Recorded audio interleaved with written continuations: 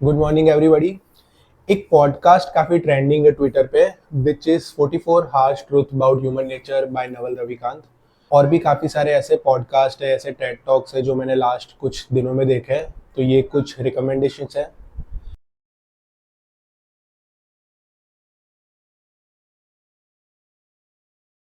Last के 7-8 दिनों से मैं अपने आप के बबल में कुछ ज़्यादा टाइम स्पेंड कर रहा था, अपने आप को जान रहा था, अपने आप को एक्नॉलेज कर रहा था। इससे मैंने ये सीखा कि मुझ में सेल्फ अवेयरनेस आया, मुझ में क्लैरिटी आई है, डिसीजन मेकिंग आया है, इमोशनल कंट्रोल आया है। फॉर एग्जांपल, हम सबकी एक पर्सनालिटी होती है जो हमारी बिहेवियर से डिफाइन होती है, हमारे थिंकिंग पैटर्न से डिफाइन होती है और एक्सेट्रा चीज़ों से। पर्सनालिटी बनती कैसे?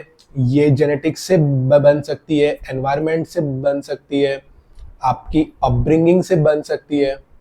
अभी हमारी ने एक फिक्स पर्सनालिटी होती है, बट खुद को एक्नॉलेज करने के बाद मैंने ये सीखा कि we have to be little bit flexible. हमें बैलेंस रहना चाहिए, नॉर्मल रहना चाहिए और अडेप्टेशन सीखना चाहिए, क्योंकि रियलिटी है ना, वो चेंज होती है। रियलिटी परमानेंट नहीं है कि डेली एक जैसी लाइफ होगी। You have to be flexible.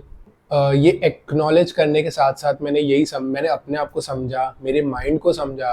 मैंने ज़्यादा नॉर्मल रहना सीखा। मेरे बिहेवियर में भी मैंने काफ़ी पेशेंस गेन किया है। मेरे बोलने के तरीके में भी मैं काफ़ी नॉर्मल हो गया हूँ। एंड आई एंड मैंने ये सीखा कि don't get too excited when things are going your way, and don't get too depressed और sad when things are not going your way. Be simple, stay flexible, stay normal, stay balanced. क्योंकि हर दिन एक जैसा नहीं होता। For example, Monday का example ले लेते। मैं इतना डिमोटिवेट था, डिमोटिवेट इन द सेंस कि मेरे को कुछ करने का दिल नहीं कर रहा था। आई थिंक कि मैं बस आराम करूँ, मेरे को कोई वर्कआउट करने का दिल नहीं कर रहा था, कोई भी एक्टिविटी करने का दिल नहीं कर रहा था। So just for an example कि हर दिन एक जैसा नहीं होता। You have to be flexible, you have to adapt. जो भी आपका माइंड कह रहा है, जो भी आपका इमोशंस है, उसको समझना चाहिए। मेरा तो पर्सनली ये सारी चीज़ें काफ़ी वीक थी। एज आई सेड, मैंने ये पहले भी कहा है कि जो भी चीज़ें एब्स्ट्रैक्ट है, लाइक मैं तो ये सारी चीज़ों में काफ़ी इंटरेस्टेड हूँ। मैं तो ये सारी चीज़ें काफ़ी सीखता हूँ। साइकोलॉजीज, फिलोसॉफीज, न्यूरोसाइंस, जो भी हमारी चीज़ें हैं, जो एब्स्ट्रैक्ट चीज़ें हैं, विच जो हम देख नहीं सकते, हम प्रोग्रेस देख नहीं सकते, हम उसे बस फील कर सकते हैं कि ये क्या हो रहा है, क्या नहीं हो रहा है। सबसे मेजर प्रॉब्लम क्या होती है पता है? कि जब हम कोई चीज़ समझ भी जाते हैं कि ये माइंड ऐसे काम करता है, ये इमोशन ऐसे, ये ऐसे, but the major question is कि हम उसे आइडेंटिफाई कैसे करेंगे, हम उसको पॉइंट आउट कैसे करेंगे कि ये चीज़ ये है, ये मैंने सीखा है, इसको ऐसे अप्लाई करना है। एंड धीरे धीरे मेडिटेशन से, पेशेंस से मैं काफ़ी काम हो गया हूँ। मैंने ये सीखा कि कोई भी चीज़ें ना इम्पल्सिवली डिसीजन नहीं लेने चाहिए। जब भी आप कुछ करने के बारे में सोच रहे हो या कुछ भी प्लान कर रहे हो, take a pause before thinking और बिफोर एग्जीक्यूटिंग और बिफोर इम्प्लीमेंटिंग समथिंग। क्योंकि इम्पल्सिवली चीज़ें जब आप करते हो तो उसके काफ़ी नेगेटिव इम्पैक्ट भी हो सकता है।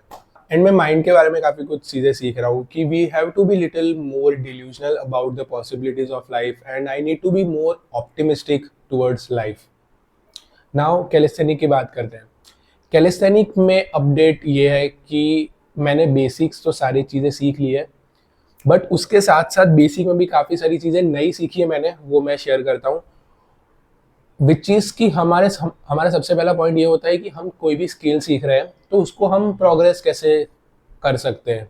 मैंने इतना सीखा है कि 3 लेवल होते हैं, 5 सेकेंड्स टू 15 सेकेंड्स, या 15 सेकेंड्स टू 30 सेकेंड्स, या 30 सेकेंड्स टू 60 सेकेंड्स, या 1 मिनट तक। जब भी हम कोई स्किल सीख रहे हैं तो हम टाइम के अकॉर्डिंग उसको प्रोग्रेस कर सकते हैं। लाइक सपोज मैंने हैंड स्टैंड सीखा तो मैं 10 सेकेंड तक कर सकता हूँ, तो मुझे थोड़ा सपोर्ट लेके या जैसे तैसे करके उसको 1 मिनट तक प्रोग्रेस करना चाहिए। तभी मैं कह सकता हूँ कि मैंने एक स्किल को थोड़ा सा मास्टर किया है। अगर मैं थोड़ा सा 5-6 सेकेंड करके अपने आप को मास्टर समझ रहा हूँ तो वो कोई सेंस नहीं करता। ठीक है, ये चीज़ मैंने सीखी। एक पॉइंट ये होता है काफ़ी लोगों का कि बिगिनर्स में कितना टाइम वर्कआउट करना चाहिए, कितना फ्रीक्वेंसी में करना चाहिए।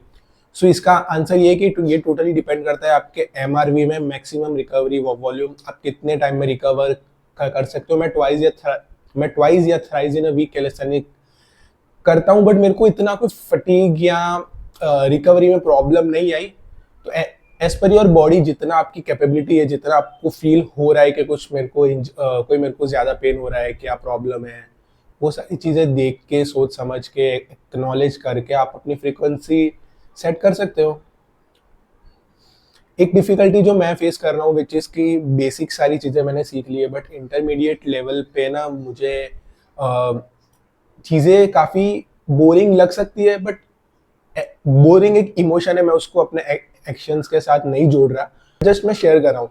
क्योंकि बेसिक तो चीज़ें सीख ली, इंटरमीडिएट में क्या है कि एक ही स्किल को आप ऐसा नहीं कि आपने 1 दिन किया, 2 दिन किया, 3 दिन किया, आप सीख गए हो और आप अपने नेक्स्ट स्किल पे प्रोग्रेस कर सकते हो। आपको एक ही चीज़ कितनी बारी डे बाय डे करना पड़ेगा, 1 महीना, 2 महीना, 3 महीना, मे बी 5-6 महीना, 1 साल। काफ़ी सारी ऐसी स्किल्स है जो करने के लिए बहुत ज़्यादा टाइम एंड पेशेंस चाहिए। तो मैं वर्कआउट को इंटरेस्टिंग नहीं बना सकता, जो है मुझे वैसा का वैसा ही करना पड़ेगा, just action, action and more action. So आज के वर्कआउट की बात करते हैं। आज हैंडस्टैंड में मैं काफ़ी सारे वेरिएशंस ट्राई करूँगा, मुझे वो सीखना है। बेसिक हैंडस्टैंड तो सीखा है, बट और भी काफ़ी सारे हैंडस्टैंड के वेरिएशन भी होते हैं। फॉर एग्जाम्पल टक हैंडस्टैंड, जिसमें हम लाइक नीचे बैठते हैं, वैसे मेरे लेग्स टक रहेंगे। फिर नैरो हैंडस्टैंड, जिसमें मेरी ग्रिप काफ़ी नैरो रहेगी, तो ये वन आर्म हैंडस्टैंड में भी काफ़ी यूज़फुल है। फिर एक हैंडस्टैंड है वाइड लेग हैंडस्टैंड। सो ये काफ़ी हैंडस्टैंड की सो ये सारे हैंडस्टैंड की प्रैक्टिस करनी है, एंड फ्रंट लीवर की प्रैक्टिस करेंगे, और भी 2-3 स्किल की प्रैक्टिस करेंगे आज। टू बी ऑनेस्ट, मैंने मंडे को भी कैलिस्थेनिक ट्रेन किया था, बट मैं इतना डीमोटिवेट फील कर रहा था कि मुझे बिल्कुल भी करने का दिल नहीं कर रहा था, बट स्टिल मैंने किया। मैं अपने एक स्किल जो मैंने बहुत इंप्रूव किया अपने आप में 2025 में, कि मैं अपने इमोशन को अपने एक्शंस के साथ अलाइन नहीं होने देता, क्योंकि जिस दिन मैंने अपना इमोशन एक्शन के बीच में डाल दिया ना, मुझे लगता है कि मेरे इमोशन टेक ओवर कर जाएंगे और मैं एक्शंस नहीं कर पाऊंगा। इसलिए मैं ये मेरे लिए तो काफ़ी हेल्पफुल है, मैं ये चीज़ काफ़ी प्रैक्टिस करता हूँ, मैं अपने इमोशन को नहीं बीच में आने देता।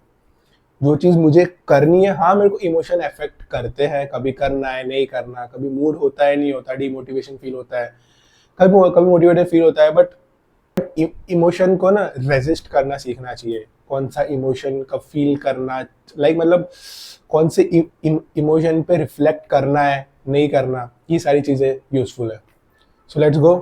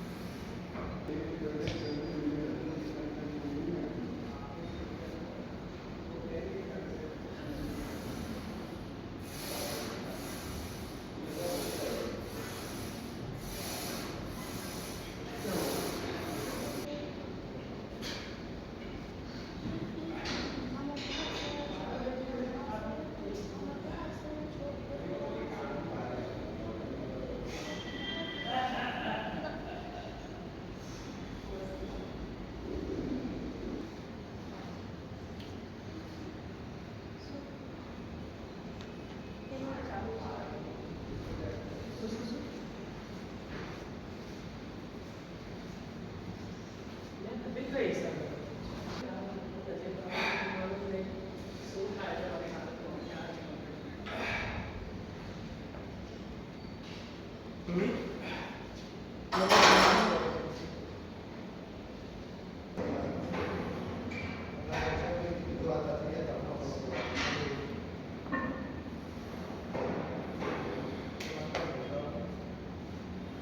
सपोर्ट मिला।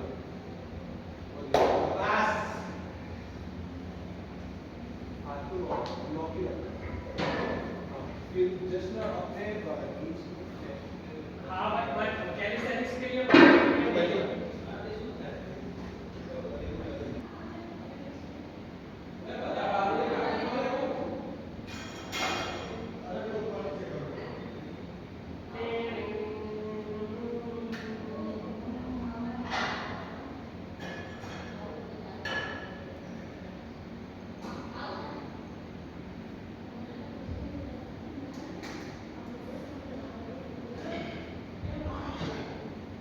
मैं नहीं करूँगा, दूसरी जगह से वापस आ सकता है।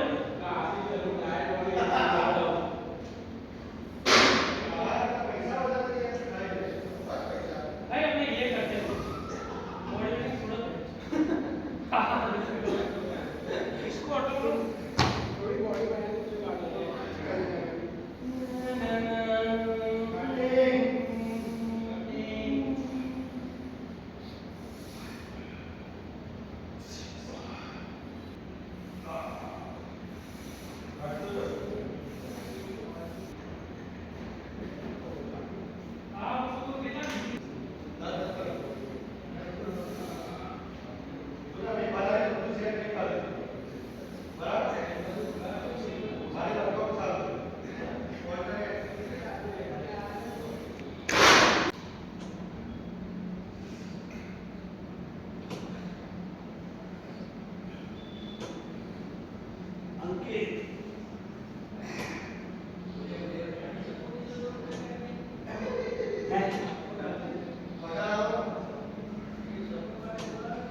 सो आज के वर्कआउट में हैंडस्टैंड की काफ़ी सारी वेरिएशंस की है, एल सीट किया है, फ्रंट लीवर किया है, एल्बो लीवर किया है एंड प्लेंज की प्रैक्टिस की है।